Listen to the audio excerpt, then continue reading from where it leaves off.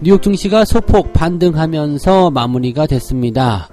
자, 일단은 낙폭을 끊어냈다, 더 이상 하락하지 않았다 라는 부분이 중요한 포인트가 될 것 같긴 합니다만, 장중의 변동성이 계속해서 나왔던 것은 어쩔 수 없는 일인 것 같습니다.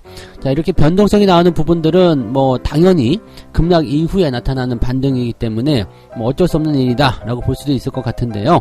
자, 미국 증시 상황들 어떻게 변화가 되고 있는지 알아보도록 하겠습니다. 삼성전자가 물려있는 분들이 많다 보니까 불만들이 많이 나오고 있습니다. 뭐 공매도 때문에 이렇다, 뭐 기관과 외국인들이 서로 짜고 치고 있다, 뭐 이런 얘기도 나오고 있고요.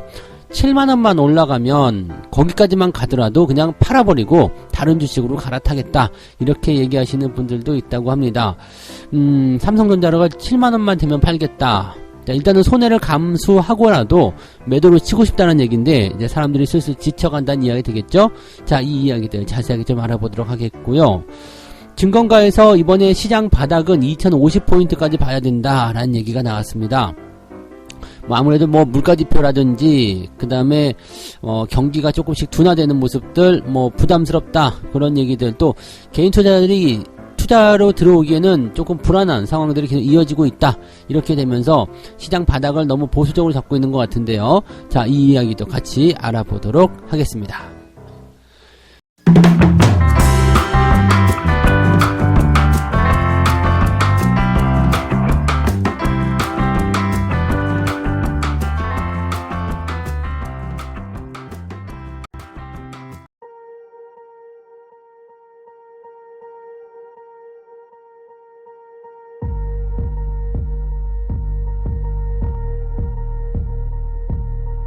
네, 반갑습니다. 자, 오늘은 9월 15일 목요일입니다.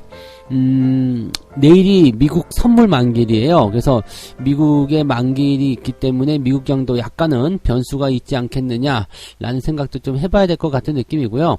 뭐 당장 큰 영향을 우리한테 줄 것 같지는 않습니다만, 우리가 지난번 만기일 때 조금 피곤했었던 상황을 생각해 본다면 미국도 만기일 때 좀 피곤할 수 있지 않겠느냐, 뭐 이렇게 볼 수 있겠습니다.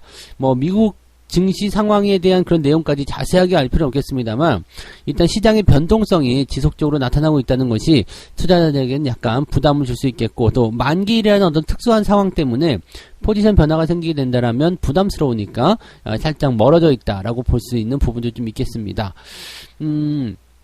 다우지수는 그럼에도 불구하고 0.1% 상승했습니다. 그리고 나스닥도 0.74% 올랐습니다.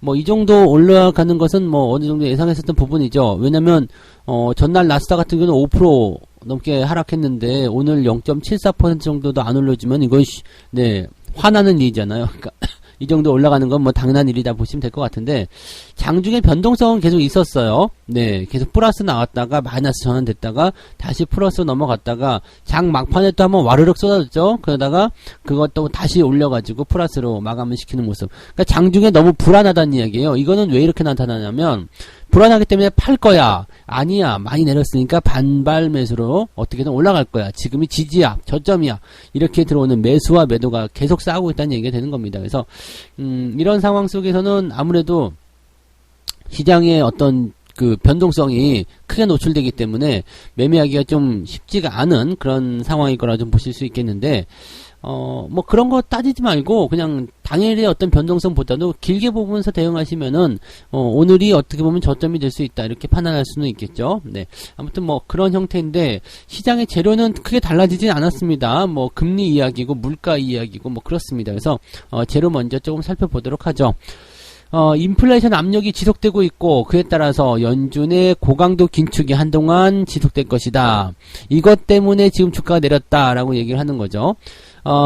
지금 어제 PPI 지표, 생산자 물가 지표가 발표가 됐는데 전월 대비 0.1% 하락을 했습니다. 뭐 시장에서도 이제 뭐 그 정도 빠질 것이다 라고 예상을 했기 때문에 예상치에 부합했다. 이 PPI는 예상치에 부합했기 때문에 괜찮다라고 볼 수 있는데, CPI는 0.2% 정도 더 올랐다 해가지고 저렇게까지 폭락했다, 이것도 또 웃기는 이야기 하겠습니다만, 어쨌건 네, 자, 그렇습니다. 그래서 PPI 지표는 일단 생산자 물가 지표인데, 요거는 아직 반영이 안 되고 있기 때문에 네, 물가 상승에 대한 그런 포지션들이 조금은 약화될 수 있다. 왜냐면 생산자 물가 지표는 일단은 생산자가 느끼는 물가거든요. 그러니까 물건을 제조할 때 느끼는 그런 부분들이기 때문에 뭐 여기 부분들이 좀 안정화 된다면 상품 가격 안정화를 통해서 결국에는 소비자 물가 지표에도 영향을 줄 것이다라고 생각할 수가 있겠죠. 자, 그런데 이제 근원 PPI, 이제 근원 CPI도 좀 올랐잖아요. 근원 CPI가 이번에 좀 많이 올라서 문제가 좀 됐었지만은 근원 PPI도 좀 많이 올랐어요.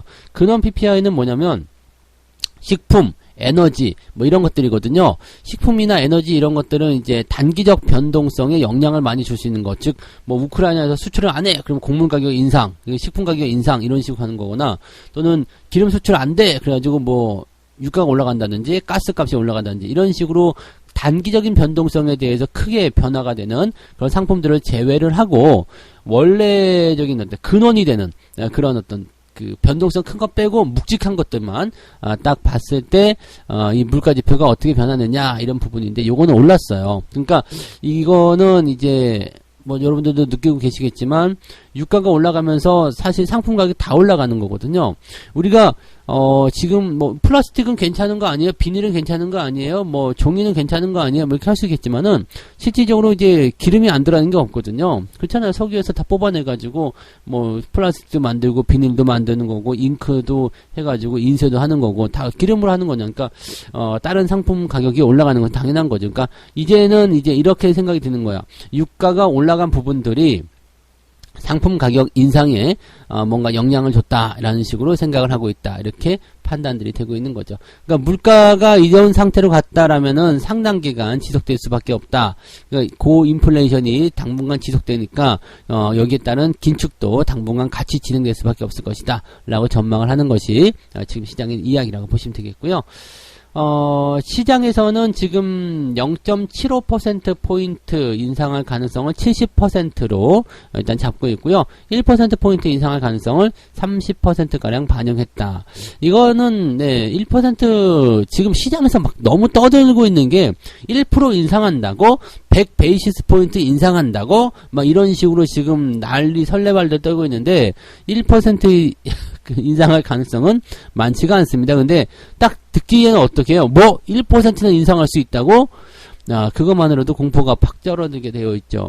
뉴스가 문제예요. 근데 뉴스가 이 언론이나 뉴스가 뭔가 뭐 터졌다고 그렇게 하면은 그냥 막 갖다가 막 질러대는 거죠. 이것도 노무라에서 지금 1% 인상할 수도 있다 뭐 이런 식으로 얘기한 건데 그거 하나를 그냥 이렇게 확장을 시켜가지고 시장을 이렇게 흔들어내니까 참 피곤하죠. 근데 자 지금 보시면 미국 나스닥 지수 같은 경우는 0.75 정도밖에 안 올랐잖아요. 근데 이 개별주 쪽으로 넘어가게 되면 뭐 전기차 관련주도 보면 5% 6% 올라가는 정도도 많거든요. 그러니까 지능적으로 하고 있는 것 같아요. 내릴 때 완장창 내리지만 오를 때는 찔끔 올려놓고 종목은 확 튀어 올리는 그런 형태라고 본다면 이런 것들은 또 시장을 눌러놓고 종목만 뛰어 올리는 그런 형태의 모습으로도 볼 수도 있겠죠. 무엇을 위한 것인지는 모르겠지만, 그런 것들을 원하는 그런 누군가가 또 있지 않겠습니까? 자, 국채금리도 지금 3.8까지 올라서 2007년도 이후에 최고치를 경신했다라고 되어 있습니다. 이 뭐 금융위기 이전의 수준까지 다 돼버린 건데, 어쨌든 시간이 지나갔으니까, 근데 이제 금리 같은 경우는 시간이 지날수록 높지 않아야 되는데 지금은 상당히 높은 수준이 만들어져 버린 거고 뉴욕 증시 전문가들은 랠리가 지속되기 위해서는 인플레이션이 둔화한다는 명확한 증거가 필요하다. 하지만 아직은 불확실한 부분이 너무 크기 때문에 시장은 변동성을 계속 보일 수밖에 없을 것이다. 라고 되는 부분이고요. 랠리를 위해서는 인플레이션이 하락 추세에 있다는 것을 확인할 수 있는 명확한 신호가 필요하다라고 얘기를 하고 있습니다. 뭐 당연한 얘기겠죠. 물가가 이렇게 높게 된다라면 부담을 계속 줄 수밖에 없는 거고 자, 이 부분을 물가의 어떤 하락으로 해석할 수가 없다면 경기의 성장으로 해소가 돼야 됩니다. 뭐 이런 얘기가 있었어요. 물가가 지금 올라갔다. 라면 가격이 100원에서 150원은 올랐는데 이것이 나중에 뭐 이 원자재 가격이 안정된다고 해서 다시 150원짜리를 100원으로 내리겠느냐. 그럴 일은 절대 없다 이거지. 그러니까 물가가 일단 올라가 버린 부분들은 이게 상당히 피곤한 상태로 당분간 시장을 압박할 수밖에 없을 것이다 라는 얘기가 되는 거고요. 이것을 따라잡기 위해서는 어떻게 해야 돼요? 그것을 뛰어넘는 임금 인상이라든지 또는 뭐 경기 발전, 네, 경기가 좋아지는 그런 상황이 벌어져야 된다는 얘기죠. 그래서 그것을 따라잡는 그 경기 회복 속도가 나타나기 전까지는 상당 구간 힘든 상황이 지속될 수 있다라는 식으로 얘기를 하고 있는 겁니다. 그러니까 요게 이제 빨리 일어나려면 뭐 지속적으로 상황이 좀 만들어져야 되는데 그게 언제쯤 될 것인가, 네, 그런 부분들에 놓고 이야기가 많이 있는 것 같습니다. 근데 어쨌든 당분간 시장은 몇 달간은 변동성을 유지하게 될 것이다 라고 예상들을 하고 있다고 하니까 지금은 시장의 기적적인 반등을 올해 안으로 보기는 어려운 것 같다라고 얘기를 하고 있는 것 같다, 이렇게 판단이 좀 들기도 하겠네요. 이 부분 참고들 하시면 되겠고요. 국내 증시는 일단 미국 증시가 잘 올라섰기 때문에 특별히 부담은 없을 것 같아요. 오늘은 상승을 어느 정도 유지하면서 진행되지 않겠는가 판단되는데, 어제나 그저께 같은 경우는 많이 오르거나 많이 내리는 상황이었기 때문에 이 변동성에 대해서는 매수에 대한 의견을 굳이 가질 필요가 없습니다. 근데, 오늘이나 내일 정도는 이제 상황에 따라서 매매 포지션이 생길 수도 있다는 것을 참고해 주시면 되겠습니다. 자, 잘 체크하시고 진행들 하시면 될 것 같아요. 네. 자, 두 번째 이야기 넘어가도록 하겠습니다. 공매도 폭탄이 하루에 4,800억씩 터졌다. 네, 개미들만 속만 탄다. 이거는 이제 시장에 대한 이야기예요. 네, 근데 이 와중에 이제 삼성전자를 가지고 이야기를 합니다. 8만 전자일 때 4천만 원을 들어갔는데 6만 전자는커녕 5만 전자에서 못 벗어나니 답답해 죽겠습니다. 7만 전자까지만 올라오더라도 지금 주식의 절반은 팔고 다른 주식에 들어가고 싶다. 자, 지금 많은 사람들이 느끼는 것 중에 하나입니다. 주가가 조금만 올라가도 다 팔아버리고, 네, 다른 종목으로 들어가고 싶다. 근데 그나마 다행인 것은 다른 주식에 들어가고 싶다잖아요. 네, 그냥 떠나버리고 싶다 이런 거 아니고 그래도 다른 주식에 들어가고 싶다. 많은 사람들이 이걸 많이 느끼고 있어야 생각합니다. 그리고 그걸 이용하는 게 시장이에요. 왜냐면은 이제 시장에서는 지금 네가 가진 종목이 잘 안 올라오지, 손실도 크지, 근데 저 종목 봐라 막 올라간다 이렇게 보면은 그걸 보고 있으면 자꾸 그쪽으로 가고 싶은 거예요. 왜냐면 그거는 하루에 뭐 5% 10%씩 뛰어 올라가는데 내 거는 그냥 계속 지지부진이고 절로 넘어가면은 바로 손실이 회복될 수 있을 것 같거든. 그러니까 스팸이나 이런 데서 그런 걸 많이 이용하죠. 그래서 나도 글로 들어가고 싶어. 그래서 들어가면은 어떻게 되느냐? 똑같은 일이 또 반복되는 겁니다. 이 주식을 산다는 것이 중요한 게 아니라 내가 주식을 살 준비가 되었느냐, 이게 중요한 건데 요것을 전혀 생각하지 못하고 내가 다른 주식을, 내가 나쁜 주식을 골랐기 때문이다 라고 얘기를 하고 있는 거예요. 주식이 잘못된 게 아니에요. 포지션이 잘못된 건, 시점이 잘못된 겁니다. 그래서 그 부분이고요. 시점이랑 뭐 다른 거 다 괜찮았는데도 불구하고 시장 전체적으로 주가가 떨어져서 이상한 일이 벌어졌다라고 한다면 그것은 여러분 잘못이 아니기 때문에 그냥 기다려주면 됩니다. 뭐 다른 것도 다 마찬가지였을 테니까 그냥 기다려주면 되는 거예요. 그러니까 그런 식으로 진행하시면 되는데, 이게 높은 데서 매수해서 물렸는데 그걸 팔고 다시 높은 데로 들어간다. 고점 매수 저점 매도를 반복해야 될 이유가 없다는 얘기죠. 자, 실망감이 크게 나타난 것은 일단은 상승을 하지 않기 때문이죠. 회복이 안 되기 때문인데, 외국인 투자자들이 매수를 하는데 불구하고 기관들이 매도를 치고 있다. 이야기, 기관들이 매수하는데 외국인이 털고 있다, 이런 얘기. 이런 것들이 이제 시장을 짓누르는, 또 시장을 잡아놓고 팬다는 얘기를 하죠. 그래서 이거 만기일 때문에 이런 것들 많이들 했을 건데, 특히 삼성전자가 한국 시장의 지수를 책임지는 부분들이 크기 때문에 그런 일들이 훨씬 더 많다고 보시면 되겠습니다. 그리고 공매도 같은 경우도 마찬가지죠. 공매도로 막 갖다 집어 던지는 거. 근데 공매도는 이제 거의 다 나왔다고 보시면 될 것 같아요. 지금 남아있는 공매도들은 뭐 3전이나 이런 쪽이 아니라 다른 쪽에서 나타나는 부분을 생각하시면 되겠습니다. 그래서 지난번에 말씀드렸죠. 코스닥 시총 상위 쪽에서 아직 고평가되는 종목들 대부분이 공매도 상위에 들어가 있다는 거. 그래서 이런 부분들이 이제 또 차익 실현이 마지막으로 들어갈 때까지는 또 변동성이 나타나게 되겠죠. 아무래도 시총 상위 종목이 움직이다 보니까 그럴 수밖에 없다라고 볼 수가 있는 부분이 되겠습니다. 자, 뭐 상황이 이렇다 보니까 개인 투자자들은 점점 시장을 떠나고 있는 모습이 나타나고 있어요. 그래서 지난 8일, 네, 지난주 기준으로, 예탁금은 51조 원을 기록했다. 엄청나게 낮은 수준이죠. 네. 51조 원이요. 올해 초만 하더라도 75조 원이었는데, 그때보다 또 줄었어요. 50조 원까지 줄어들었으니까, 이제 40조 원대로 가는 거 얼마 남지 않았습니다. 51조밖에 안 되니까, 40조 대 가는 것도 금방이겠죠. 상당히 개인 투자자들이 많이 줄어들었다는 것이 중요한 부분이겠고요. 증시 변동성 확대로 인해서 연말에 코스피의 전저점이 깨질 수 있다. 이런 전망도 나왔다고 합니다. 점점점 무섭게 얘기하는 거예요. 네. 패닉 셀링은 나올 수밖에 없지만 투자자 입장에서 가능하다면 현금은 비중을 높이고 보유할 수밖에 없다. 그리고 내년 상반기까지 네, 턴어라운드를 길게 보고 가야 된다라고 얘기를 하는 사람도 있다고 합니다. 뭐 대신증권에서 2050포인트를 얘기를 했었었는데 뭐 그런 이야기라고 보시면 되겠죠. 그래서 개인 투자자들 입장에서는 지금 도망쳐라 이런 식으로 얘기를 하고 있다고 하는 거고, 거기에 따른 이야기들이 계속해서 나오니까 네, 주식을 들고 있는 개인 투자자들이 못 버티고 있고, 조금만 올라주세요. 그러면 팔고 떠나겠습니다.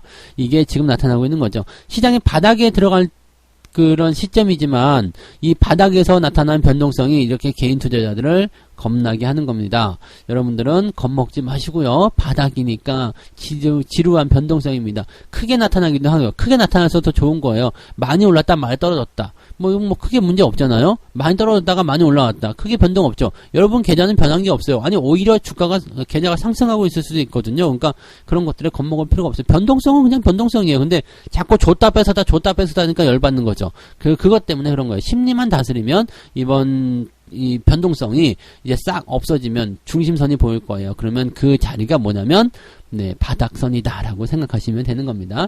너무 걱정하지 않으셔도 될 것 같아요. 네. 자, 그 다음에 세 번째 이야기입니다. 끝나지 않은 물가위기, 코스피 바닥 2050선. 네. 뭐 이어지는 얘기겠죠. 개인 투자자들을 괴롭히는 얘기인데 그냥 네, 이런 얘기가 나왔다고 해서 뭐 겁먹거나 그럴 필요도 없을 것 같고, 그렇다고 해서 뭐 부담이 될 것도 없을 것 같아요. 뭐 그러면 그런 거지 뭐 라고 생각하면 그냥 되지 않을까 판단되는 부분입니다. 자, 물가지표가 예상을 웃돌았다. 그래서 뭐 당분간 불안이 이어질 것이다. 근데 물가가 이제 다음 달에 좋게 나와버리면요, 네, 금방 끝났다 이렇게 얘기할 건가? 네, 아무튼 뭐 근데 지금 당장 눈앞에 보이는 현실들이 그런 모습이니까 뭐 흐름이 좀 안 좋다라는 얘기를 하고 있는 거겠죠. 그래서 2050선까지 내릴 수 있다라는 네, 그런 증권가의 이야기가 있었다는 부분인데, 자, CPI 지표는 지난번에 이제 발표됐을 때 8.3%가 나타났죠. 근데 뭐 사실 그렇게까지 뭐 예상치가 지금 8%였는데 8.3 나왔다고 해가지고 그렇게까지 빠질 이유가 있나 라는 식으로 되는 거고요. 지금 뭐 여기 근원 소비자에 대한 부분들도 얘기가 나오지만은 이 물가지표에 대한 부분들이 이제 어느 정도 상품의 반영이, 에너지에 대한 부분들이 이제 상품 반영이 되면서 전체적으로 쑥 올라왔단 말이에요. 그러니까 이것을 끌어내기 위해서는 뭐가 나와야 되냐면 경기 회복이거나 또는 네, 시간이 오래 들어가야 된다는 얘기죠. 그래서 뭐 소득이 증가하거나 그런 식으로 해서 좀 살만해졌어. 그 정도 물가 이 정도 감당할 수 있어. 적응을 시켜버려야지 되는 거죠. 그러니까 이렇게 되어버리면 좀 나아지게 되는 거죠. 여러분들 갑자기 100원에 사 먹던 참치가 150원이 되면은 사기가 좀 어렵잖아요. 근데 나중에는 150원에 적응하게 되는 거예요. 그렇게 되면은 이제 물가는 또 한 템포 올라가 있는 거고, 자, 그런 상황이 됐을 때는 기업들의 실적이 올라가 있기 때문에 주가도 또 한 템포 올라가게 되는 겁니다. 인플레이션이 지금 당장은 괴롭겠지만 실질적으로 증시를 끌어올리는 역할을 하고 있다는 얘기죠. 자, 인플레이션이 이렇게 큰 폭으로 올랐어요. 이 상태가 적응을 시켜버리게 된다면 기업의 주가도 네, 한 템포 크게 상승할 수 있는 그런 시기가 온다는 것을 꼭 기억하셔야 됩니다. 그래서 이 부분들은 뭐 지금이 바닥이 언제인지 뭐 중요한 것보다도 나는 안 팔 거다라는 생각을 하시는 것이 제일 중요합니다. 당분간은 현금을 확보해라 이런 얘기를 또 하고 있는 모습이 나타나고 있는데, 뉴스들이 요즘에 계속 이렇게 나오고 있어요. 네, 시장이 조금 떨어지니까 계속 현금 확보해라, 큰일 났다, 도망쳐라 이런 얘기를 하고 있는 거고, 연준에서는 지금 0.75 네, 금리 인상을 한다 이것으로 되어 있는 거고요. 1%는 일단은 지금 생각하지 않으셔도 될 겁니다. 그리고 1%대는 그냥 시장을 겁주기 위한 용도였을 것이다 라고 보시는 게 맞을 것 같아요. 지금 대신증권에서 나오는 것이 가장 이제 보수적인 부분입니다. 이게 2050선. 그래서 코스피의 이제 락바텀, 이제 뭐 바닥이라고 봐야 되겠죠. 바닥을 잠근다, 뭐 이런 뜻인 것 같은데, 네, 바닥을 이제 확실하게 만들어주는 자리가 2050선이다. 그래서 주식을 계속 축소하고 현금 비중을 확대해라. 이런 식으로 대신증권이 얘기를 했다고 합니다. 자, 2050선이면은 지금 대비해서 400포인트 더 빠지는 거죠. 그러면 10%가 넘게 빠져야 되네요. 10%가 넘게 빠져야 되면은 대신증권은 지금 주식을 갖고 있으면 안 되지 않나? 라는 생각을 해볼 필요가 있습니다. 왜냐면 주식 싹 다 팔고, 네, 뭐 풋이나 이런 쪽에 집어넣어야 될 텐데, 이렇게까지 이야기할 이유가 뭐가 있을까라고 생각이 좀 드는 거예요. 근데 지금 생각해 보시면, 이게 주가를 하방 쪽으로 이제 예상을 했을 때, 주가가 올라가게 되면, 또는 상방 쪽으로 얘기했을 때 주가가 떨어지게 되면 어느 쪽이 더 욕을 먹을까 생각해 보세요. 네, 주가가 상승한다고 생각했을 때 상승하지 않고 떨어지면 욕을 더 많이 먹어요. 근데 하락한다고 생각했다가 올라가게 되면 사람들이 기회를 박탈당하기 때문에 여기 따른 글쎄요, 반대로 될까요? 네, 아무튼 뭐 이런 쪽을 선택했다고 판단이 되는데 2050은 너무 과하죠. 일단은 질러놓고 보자 이런 거 아니면 말고 이런 식으로 되는 증권 리포트가 너무 많기 때문에 네, 이런 것들은 좀 가려서 들어야 되지 않을까 생각하긴 합니다. 자, 아무튼 네, 뭐 이런 정도 이야기를 해서 세 가지 이야기 전달해 드렸는데요. 자, 첫 번째는 미국의 반발 매수에 소폭 반등을 하는 모습이 좀 있어서 분위기가 조금은 개선된 듯한 느낌이다 라는 이야기가 있었고요. 자, 삼성전자가 7만원만 되더라도 팔아버리겠다 이렇게 생각한 개인 투자자들, 요즘에 개인 투자자들이 계속 떠나고 있다. 바닥의 변동성에 대해서 많이 지쳐있다 라는 느낌이 나오고 있다는 것. 그 다음에 증권가에서는 시장 바닥이 2050이라는 대신증권의 이야기를 통해서 현금 확보를 계속해라 이런 얘기가 계속 나오고 있습니다. 지금 뉴스 딱 돌아보시면 악재가 너무 많죠. 네, 이 뭐 인플레이션이 문제다, 뭐 금리가 문제다, 그 다음에 뭐 공매도 문제다, 뭐 주가 더 떨어질 것이다, 변동성 커진다, 안 좋다, 뭐 이런 얘기 나오면서 문제시에 될 수 있는 부분들을 계속해서 이야기하고 있습니다. 이런 상황들은 대체적으로 뭐다? 네, 바닥에서 나타나는 반등 전 신호다라고 생각하시면 되는 거라서 네, 천천히들 보셔도 될 것 같아요. 잘 유지하시고 잘 끌고 가시는 전략을 세우시기 바랍니다. 자, 오늘은 존버글의 이야기를 잠깐 해드릴게요. 네, 100%의 위험을 지고 자산의 100%를 투입해서 고작 30%의 보상을 얻으려고 노력할 필요는 없다. 비용이 적게 들고 폭넓게 투자하는 분산 투자 또는 인덱스 펀드를 구입하여 영원히 보유한다면 금융시장이 장기적으로 돌려주는 수익을 보장받을 수 있을 것이다. 자, 시간만 녹여라 이 얘기거든요. 근데 짧은 기간 내에 네, 수익을 내려다 보니까 무리하게 투자하고 많은 비중을 리스크를 걸게 된다라는 식으로 얘기가 되는 겁니다.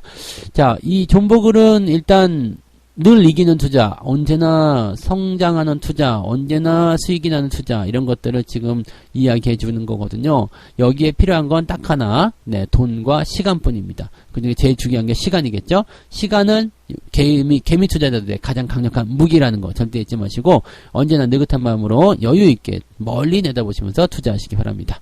자, 오늘은 조금 더 좋아지는 그런 날이 되셨기를 바랍니다. 저는 장중시장에서 다시 올게요. 고맙습니다.